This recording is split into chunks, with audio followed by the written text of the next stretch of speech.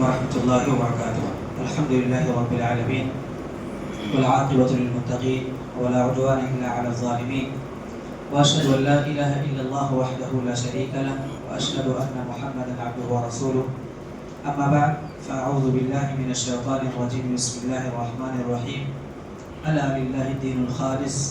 والذین اتخذوا من دونه اولیاء ما نعبدهم الا ليقربونا الى اللہ زلفى. وقال تعالى الا ان اولياء الله لا خوف عليهم ولا هم يحزنون الذين امنوا وكانوا يتقون. رب اشرح لي صدري ويسر لي امري واحلل عقدة من لساني يفقهوا قولي. رب يسر ولا تعسر وتمم بالخير اللهم رب زدني علما. محترم حاضرین اور معزز خواتین، کشف الشبہات کا درس ہر سنڈے بعد نماز مغرب ہو رہا ہے. اللہ رب العالمین ہمیں اس سلسلے کو جاری رکھنے اور اس سے فائدہ اٹھانے کی توفیق عطا فرمائے. آمین یا رب العالمین. پچھلے درس میں یہ بتایا گیا تھا شیخ الاسلام محمد بن عبد الوہاب رحمہ اللہ کی کتاب کشف الشبہات سے کہ شیخ الاسلام رحمہ اللہ نے یہ بات بتلائی کہ اگر آپ کو کوئی مشرک یہ کہے کہ دیکھو قرآن کی آیت ہے سورہ یونس کی الا ان اولیاء اللہ لا خوف علیہم ولا هم یحزنون، کہ اولیاء کو کوئی خوف نہیں، کوئی رنج اور غم نہیں. اور آپ جانتے ہیں کہ شفاعت حق ہے، اور یہ بھی آپ جانتے ہیں کہ انبیاء کا مقام و مرتبہ اللہ رب العالمین کے پاس کیا ہے. ساتھ ہی ساتھ جب انبیاء کا مقام و مرتبہ ہے اور شفاعت بھی حق ہے، اولیاء کے تعلق سے اللہ رب العالمین نے یہ چیزیں بیان کی ہیں، اگر تینوں کو ملا لیا جائے تو بات یہ ہوگی کہ انبیاء کا مقام و مرتبہ ہے اور ان کو شفاعت کرنے کا حق بھی ہے، اور ایسے انبیاء ولی بھی ہیں، لہذا ولی ہیں، شفاعت کا حقدار ہے، اللہ کے یہاں مقام و مرتبہ ہے، تو پھر ان سے مانگنے میں کیا ہے.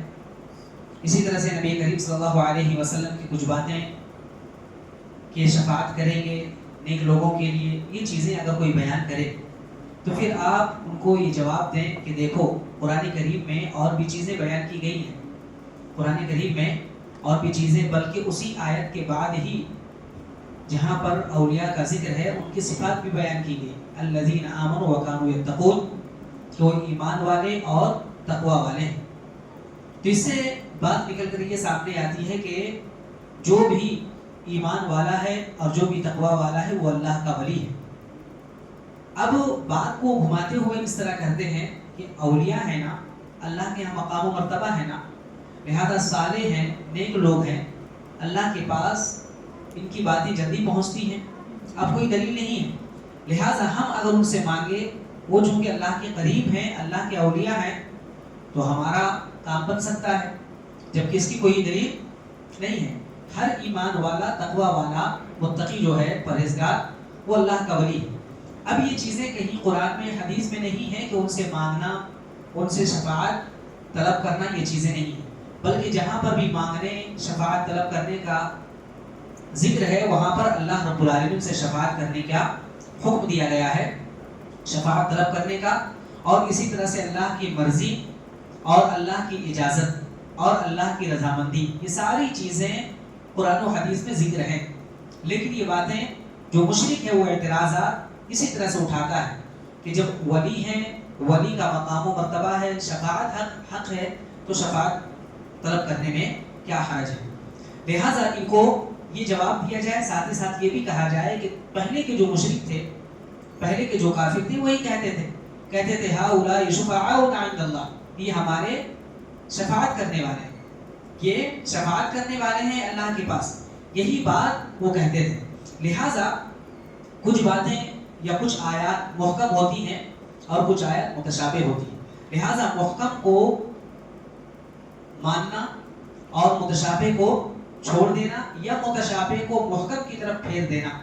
یعنی جو باتیں نہ سمجھ میں آئے ان کو ان آیات کی طرف پھیر دینا اور ان آیات سے سمجھنا جو آیتیں بالکل واضح ہیں. یہی ہے جو اللہ رب العالمین نے اور رسول اللہ صلی اللہ علیہ وسلم نے ہمیں حکم دیا ہے. اور اسی کے تعلق سے بیان فرمایا وَمَا يُلَقَّاهَا إِلَّا الَّذِينَ صَبَرُوا وَمَا يُلَقَّاهَا إِلَّا ذُو حَظٍّ عَظِيمٍ، کہ اگر مشرکین کے علماء میں سے کوئی شخص اس طرح سے باتیں کہے تو پھر یہ ہر شخص کو یہ نصیب نہیں ہوتا. شیخ الاسلام رحمہ اللہ فرماتے ہیں کہ ہر شخص کو یہ چیز نصیب نہیں ہوتی کہ جو باتیں قرآن اور حدیث میں واضح طور پر ہیں ان کی اتباع کر لے. ایسا نہیں ہوتا، ورنہ سارے لوگ متقی ہو جاتے، سارے لوگ صحیح منہج کو مان لیتے، لہذا کہتے ہیں کہ ولایت جو ہے کسی مخصوص گروہ کا یہ نہیں ہے کہ کسی مخصوص گروہ کے ساتھ خاص ہے، کسی مخصوص جماعت کے ساتھ ہے، کسی مخصوص صفات کے ساتھ، یعنی جو لوگ اس علاقے میں رہیں گے، جو لوگ ایسی صفت کے حامل ہوں گے، نہیں، بلکہ ایمان اور تقوی ہی بتایا گیا ہے. یا اسی طرح سے جن کی قبروں پر گنبد بنا دیا جائے، یا لوگ ماننے لگے، لوگ ان کو سمجھنے لگے، یا کوئی کرتب دکھانے لگے، یا اسی طرح سے آگ پر چلنا اور ہواؤں پر اڑنا جو شروع کر دے وہ ولی ہے. ایسا کہیں بھی قرآن اور حدیث میں نہیں. ہاں البتہ اللہ رب العالمین خرق عادت کبھی کبھی ایسی چیزیں کسی کے ذریعے سے یہ ظاہر کرا دیتا ہے، لیکن اس کا مطلب یہ نہیں کہ وہ ولی ہے. اور اگر ولی ہے بھی مان لیا جائے کہ ولی ہے، قبر میں جو ہے وہ ولی تھے، جن کی مزار بنائی گئی ہے وہ ولی تھے، اگر مان بھی لیا جائے تو ان سے شفاعت کرنے کا حکم کہاں ہے؟ اگر حکم نہیں ہے کم از کم اجازت اور پرمیشن دکھا دیں تو قرآن اور حدیث میں ایسا نہیں ہے. بلکہ اللہ کے نبی صلی اللہ علیہ وسلم نے، ترمذی کی روایت ہے، اللہ کے نبی صلی اللہ علیہ وسلم نے بھی فرمایا رب اشعث مدفوع بالابواب لو اقسم علی اللہ لابرہ. یہ ممکن ہے کہ ولی نہ معلوم ہو، کسی کو نہیں معلوم، زیادہ ان کا چرچا نہیں ہے، زیادہ وہ لوگوں کے درمیان فیمس نہیں ہے، لوگ نہیں جانتے، لیکن جب وہ قسم کھا لیں، اللہ کے نبی صلی اللہ علیہ وسلم کہتے ہیں لو اقسم علی اللہ لابرہ، تو اللہ رب العالمین ان کی قسم کی لاج رکھ لیتا ہے. اگر کسی کی ولایت ثابت بھی ہو جائے، بار بار وہ دعا کوئی کر رہے ہیں، قبول ہو جا رہی، اللہ رب العالمین سے کہہ رہے ہیں اللہ ان کو یہ دے دے، اولاد مانگی زندہ میں، یا اسی طرح سے ان کے ساتھ کوئی ایسی چیز ہے کہ اللہ رب العالمین سے کچھ کہے، یا کسی بندے سے کہے، کسی بھائی سے کہ ہم آپ کا یہ کام ہو جائے گا انشاءاللہ، ٹھیک ہے میں کرا دیتا ہوں، یا میں اللہ سے دعا کرتا ہوں، ہو جائے. وہ مجلس میں دعا کرے، خلوت میں کرے، یا صرف یہ وعدہ کر لے اور وہ کام ہو جائے. اگر یہ چیزیں بھی ہو جائیں تب بھی اس سے یہ مطلب نہیں نکل کر کے سامنے آتا کہ اللہ رب العالمین نے ربوبیت کا کوئی حصہ ان کو دے دیا ہے، الوہیت کا کوئی حصہ دے دیا ہے. اللہ رب العالمین کے حقوق جو بالکل اللہ رب العالمین کے لیے محفوظ ہیں، ان حقوق میں سے کوئی حق دے دیا ہے، ایسا کہیں ثابت نہیں ہوتا. کیونکہ جو بھی ہو سب اللہ کی مخلوق ہے، وہ اللہ کے بندے ہی ہو سکتے ہیں. اور جب اللہ کی مخلوق ہے تو اللہ کے محتاج ہے، اولیاء اللہ بھی اللہ کے محتاج ہیں. ان کے پاس کسی بھی چیز کا اختیار نہیں ہے، نہ وہ پیدا کر سکتا ہے، نہ روزی دے سکتا ہے، نہ اولاد دے سکتا ہے، نہ کوئی طلب پوری کر سکتا ہے، نہ سوال پورا کر سکتا ہے، نہ ہی کچھ مانگنے پر وہ اپنی مرضی سے کچھ بھی نواز سکتا ہے، ایسا نہیں. تو یہ بات سمجھنی چاہیے کہ اپنی ضروریات جو ہم بیان کریں تو اللہ کے سامنے بیان کریں. اگر کسی کی ولایت ثابت ہو جائے، کوئی بہت نیک ہو، پارسا ہو، کسی چیز کا محتاج نہیں، ہمیشہ وہ خوش رہتا ہو، زندگی میں ہو یا مرنے کے بعد ہو، ایسی صورت میں ہم اس سے مانگ نہیں سکتے. اگر مدد مانگنی ہے تو صرف اللہ رب العالمین سے. اسی کو اللہ رب العالمین نے شرک کہا، ان اللہ لا یغفر ان یشرک بہ ویغفر ما دون ذلک لمن یشاء. اسی طرح سے کہا واعبدوا اللہ ولا تشرکوا بہ شیئا. ان آیات کا کئی مرتبہ ترجمہ ہو چکا ہے. اب پھر اس کی تشریح مکمل طور پر ایک صفحے میں کر رہے ہیں اور کہہ رہے ہیں لہٰذا ان تمام شرح سے ایکسپلین سے یہ بات سامنے آتی ہے کہ الا ان اولیاء اللہ لا خوف علیہم ولا هم يحزنون. جو سورہ یونس میں اللہ رب العالمین نے فرمایا، دیکھو یاد رکھو اولیاء اللہ کے اوپر کبھی خوف نہیں، کبھی رنج اور غم میں وہ مبتلا نہیں ہوں گے. تو ان کے پاس کچھ ربوبیت نہیں ہے، وہ نفع و نقصان کے مالک نہیں ہیں، وہ شفاعت دیتے ہیں، ایسا کچھ بھی نہیں ہے جیسا کہ قبوری لوگ دعویٰ کرتے ہیں. یہ شیخ الاسلام محمد بن عبد الوہاب رحمہ اللہ کے کلام سے یہ چیزیں. لہٰذا جو لوگ اولیاء کے ساتھ تعلق رکھتے ہیں، ان سے شفاعت طلب کرتے ہیں، جب وہ مردہ ہوں ان سے مانگتے ہیں، اور قلبی لگاؤ رکھتے ہیں، دلی لگاؤ رکھتے ہیں، ان سے مدد مانگتے ہیں جب وہ قبر میں ہوں. اسی طرح سے اپنی حاجات پوری کرنے کی درخواست کرتے ہیں جبکہ وہ اپنی قبر میں جا چکے ہیں. تو یہ بتائیں کہ وہ پہلے کے مشرکوں کی طرح ہیں یا نہیں. پہلے کے جو مشرک تھے انہی کی طرح ہوئے، جن کے بارے میں اللہ سبحانہ و تعالیٰ نے صاف اور واضح آیات میں بیان فرمایا، وَيَعْبُدُونَ مِن دُونِ اللَّهِ، یہ لوگ یعنی اس وقت کے مشرکین اللہ کے علاوہ ایسی مخلوقات کی عبادت، ایسے بتوں کی عبادت کرتے، مَا لَا يَضُرُّهُمْ، جو ان کو نفع، جن کو نقصان نہیں پہنچا سکتے، وَلَا يَنفَعُهُمْ، نہ انہیں نفع پہنچا سکتے ہیں، فائدہ پہنچا سکتے ہیں، وَيَقُولُونَ هَؤُلَاءِ شُفَعَاؤُنَا عِندَ اللَّهِ، یہ دوسری آیت بیان کر رہے ہیں کہ یہ لوگ یہی کہتے ہیں کہ ہماری شفاعت کرنے والے ہیں یہ اللہ کے پاس۔ تو وہ لوگ بھی یہی کہتے تھے کہ ہم پیدا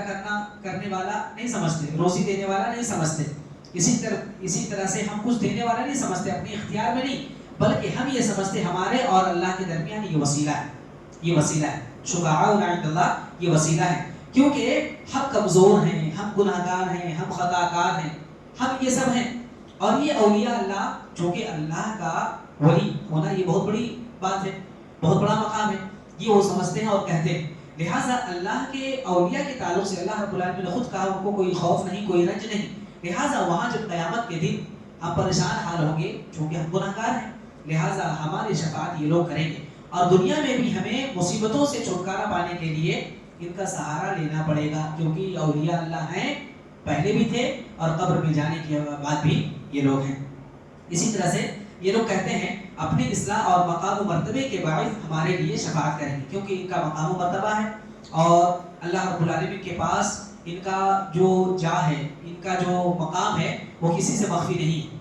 تو اللہ تعالیٰ نے اس بات کا بھی جواب دیا ہے، فرمایا سبحانہ و تعالی عما یشرکون، اسی کے بعد کہا سبحانہ و تعالی عما یشرکون، یہ لوگ جو کہہ رہے ہیں ان تمام چیزوں سے اللہ رب العالمین پاک ہے، اور جن کو یہ لوگ شریک کر رہے ہیں ان تمام شرکاء سے اور شرک سے اللہ تعالیٰ برتر ہے۔ اسی طرح سے اور ایک آیت جو شروع میں نے تلاوت کی، اس میں فرمایا الا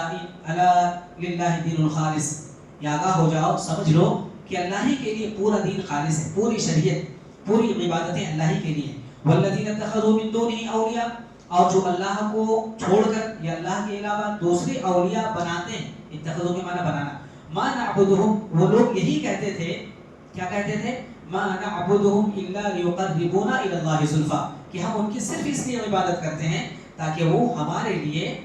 قریب تر کر دیں، ہمیں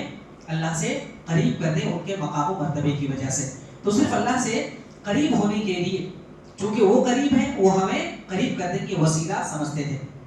لہٰذا وہ مارنے والا، جلانے والا، روزی دینے والا نہیں سمجھتے تھے، یہی بتایا۔ جیسا کہ اللہ نے ان کے بارے میں ذکر کیا ہے، ان کا یہ مقصد تھا پہلے کے مشرکین کے، یہ صالح لوگ ہیں، یہ صالح ہیں، نیک لوگ ہیں، لہٰذا انہوں نے ان کے لیے نذر پیش کی، جب اچھے ہیں تو نذر پیش کرنا چاہیے، ان کے لیے قربانی کی، ان کے لیے ذبح کیا، دھیرے دھیرے ان سے فریاد کرنے لگے اور یہ کہنے لگے اللہ کے سامنے شفاعت کرنے والے ہم ان کو خوش کریں گے تو وہ اللہ تعالیٰ کے یہاں ہمارے لیے شفاعت کریں گے۔ جو لوگ قبروں پر باقاعدہ ان سے مانگنے لگے، تو یہ بتائیے کہ دھیرے دھیرے یہ جو لوگ کر رہے ہیں آج کے زمانے میں، شیخ الاسلام رحمہ اللہ جواب دے رہے ہیں، یہ جو آج کے قبوری لوگ، آج کے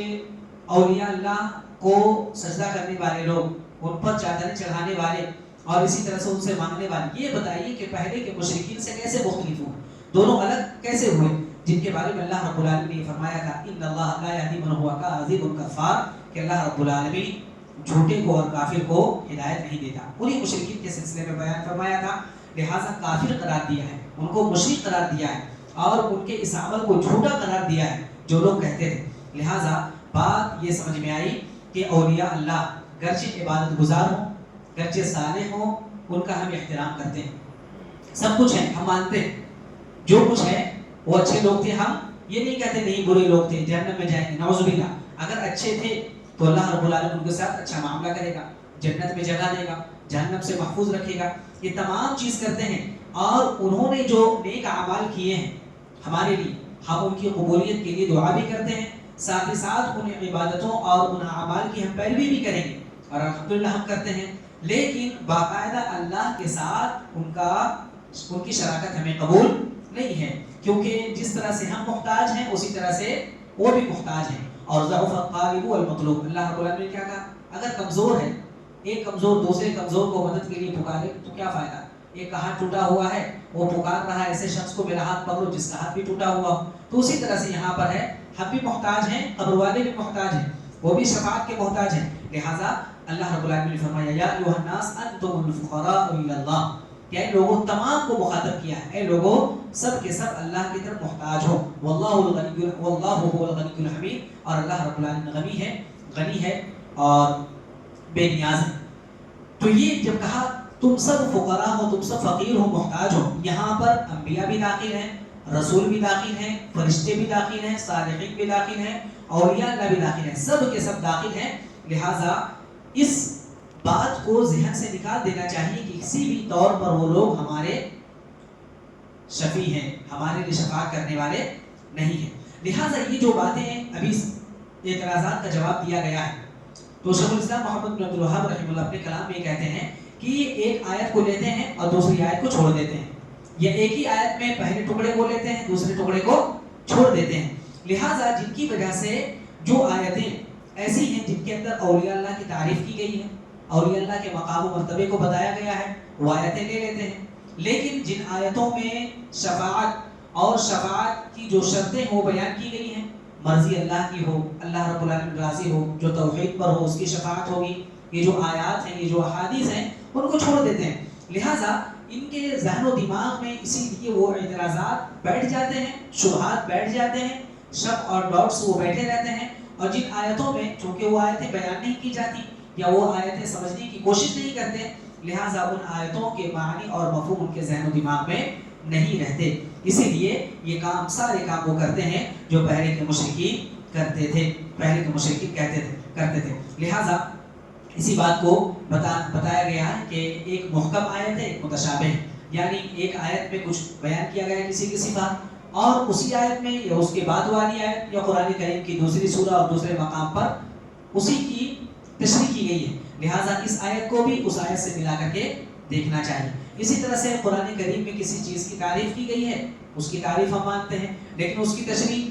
سنت میں ہے, اس کی تشریح حدیث میں ہے. تو یہ باتیں جب ملا دی جائیں, قرآن اور حدیث دونوں کو ملا کر کے اگر پیش کی جائے, تب جا کر کے شریعت مکمل طور پر سامنے کھل کر کے سامنے آتی ہے اور اس کی وضاحت ہوتی ہے. اور یہ بہت بڑی نعمت ہے. شیخ الاسلام محمد بن وہاب کی یہ شرح کرنے والے شیخ صالح الفوزان رحمہ اللہ کہتے ہیں, حفظ اللہ کہتے ہیں کہ یہ بہت بڑی نعمت ہے, بہت بڑی بات ہے کہ کسی کو اگر یہ چیزیں سمجھ میں آ جائیں, قرآن کی آیت لے تو دوسری آیت کے بغیر اس کو سمجھنے کی کوشش نہ کرے, یا ایک حدیث یا حدیث کا ایک ٹکڑا اور ایک حصہ لے کر کے ساری شریعت کو سمجھنے کی کوشش نہ کرے, بلکہ پوری آیتوں کو, پوری احادیث کو ایک مسئلے کے سلسلے میں سامنے رکھ کر کے سمجھے, تب جا کر کے انشاءاللہ یہ اعتراضات جواب مکمل ہو جاتے ہیں, مکمل سمجھ میں آتے ہیں. یہ ابھی تک جو جواب دیا گیا تھا یہ مجمل شارٹ جواب تھا, اور اس کے بعد آگے چل کر کے مختصر کا وہ باقاعدہ مجمل کا مفصل جواب انشاءاللہ تفصیل کے ساتھ, ڈیٹیل کے ساتھ آگے جواب دیا جائے گا. یہاں سے جواب شروع ہے انشاءاللہ العزیز, جو اگلے دروس میں ہم دیکھیں گے. اللہ تبارک و تعالیٰ سے دعا ہے رب کریم ہم تمام لوگوں کو شرک, کفر اور اس کے متضمنات, اس سے جو مشمولات ہیں, اس سے ملی ہوئی چیزیں جو ہے ان تمام چیزوں کو سمجھنے اور ان سے دوری اختیار کرنے کی توفیق عطا فرمائے, اور ہم تمام لوگوں کو توحید اور سنت پر قائم رکھے, ہماری موت بھی توحید پر ہو. آمین یا رب العالمین. سبحانک اللہم و بحمدک, اشہد ان لا الہ الا انت, استغفرک و اتوب الیک. صلی اللہ علیہ وسلم. السلام علیکم و رحمۃ اللہ وبرکاتہ.